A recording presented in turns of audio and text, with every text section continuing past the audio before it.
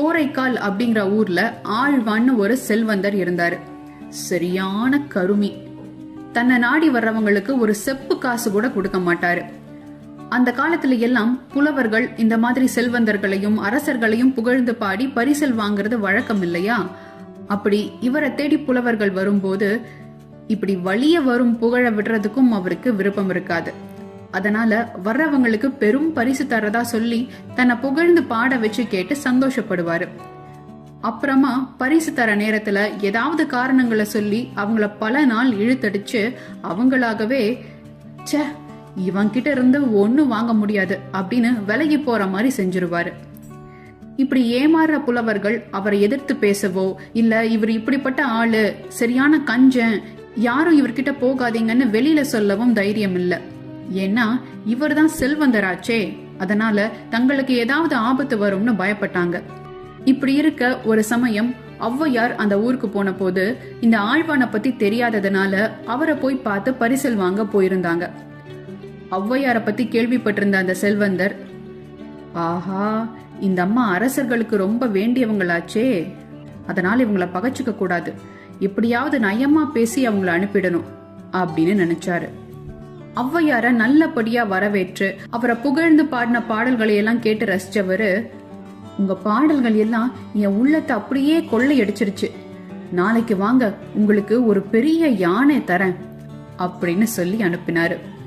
ஔவையாரும், யானை இருந்தாலும் 1000 பொன், இறந்தாலும் 1000 பொன், அதை தருவதாக சொல்லி இருக்கிறாரே, நாளை வருவோம் அப்படின்னு போயிட்டு அடுத்த நாள் செல்வந்தன் கிட்ட வந்தாங்க. அந்த சமயம் ஆழ்வான் சில நண்பர்கள் கூட பேசிட்டு இருந்தாரு.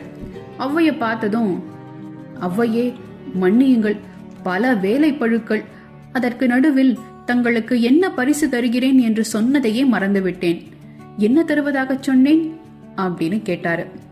யானை அப்படின்னு ஔவை சொன்னதும், என்னது யானையா? ஆழ்வாரே தவறு செய்து விட்டீர்கள், யானை மன்னர்கள் மட்டுமே பரிசளிக்க கூடியது, நீங்கள் பரிசளித்தால் சேர சோழ பாண்டியர்கள் உங்கள் மீது கோபப்பட்டு சண்டைக்கு வந்து விடுவார்கள். அது மட்டுமல்ல, ஏழ்மையில் இருக்கும் ஔவைக்கு ஒரு யானையை கட்டி தீனி போட முடியுமா அப்படிங்கிறாரு ஆழ்வான் முதல்லயே சொல்லி வச்சிருந்த ஒரு நண்பர். அப்போது என்ன கொடுக்கலாம் நண்பரே, பேசாமல் ஒரு குதிரையை கொடுத்து விடுங்கள் அப்படின்னு அவர் சொல்ல, அடுத்த நாள் வாங்க உங்களுக்கு ஒரு குதிரை கொடுக்கறேன்னு சொல்லி ஔவைய அனுப்பிச்சு வச்சுட்டாரு. மறுநாள் ஔவை அங்க போன போது தன்னுடைய சேவகனை கூப்பிட்டு, ஔவைக்கு வாங்கி வைத்துள்ள குதிரையை தோட்டத்தில் கட்டி வைத்துள்ளேன், அழைத்து வா அப்படிங்கிறாரு. ரொம்ப நேரம் கழிச்சு திரும்பி வந்த சேவகன், குதிரை ரொம்ப முரட்டுத்தனமா இருக்குதுன்னும் கைத்து அவிழ்த்துட்டு ஓடின குதிரைய எவ்வளவு நேரம் முயற்சி படியும் பிடிச்சிட்டு வர முடியலனும் சொல்றான்.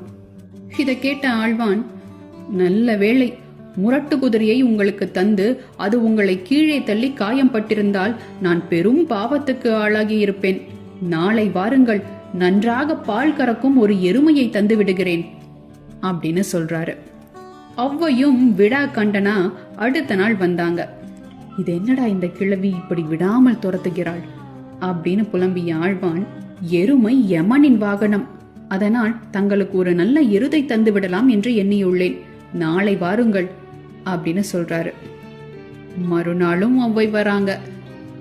அதுக்கு ஆழ்வான், எருதை விட உங்களுக்கு ஒரு நல்ல சேலை சிறந்த பரிசாக இருக்கும், பெண்களுக்கு சேலை என்றால் பிரியம்தானே, நாளை வாருங்கள், கண்டிப்பாக நல்லதொரு சேலையை பரிசாக தருகிறேன் அப்படின்னு சொல்றாரு. ஔவையுடைய பொறுமை எல்லைய கடந்துருச்சு.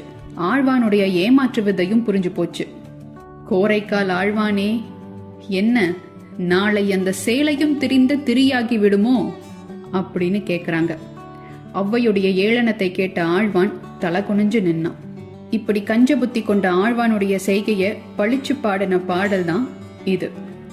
கரியாய் பரியாகி காரெருமை தானாய் எருதாய் முழு புடவையாகி திரித்திரியாய் தேரைக்கால் பெற்று மிக தேய்ந்து கால் ஓய்ந்ததே கோரைக்கால் ஆழ்வான் கொடை. இந்த செய்யுள்ள அவன் வீட்டு சுவர்லயே எழுதி வச்சுட்டு ஔவையார் போயிட்டாங்க. இந்த செய்தி ஊர் முழுக்கும் பரவச்சு. அவருடைய உண்மையான குணம் எல்லாருக்கும் தெரிய வர அன்னையோட அவர் புலவர்களுக்கு செஞ்ச கேடும் நின்னுச்சு.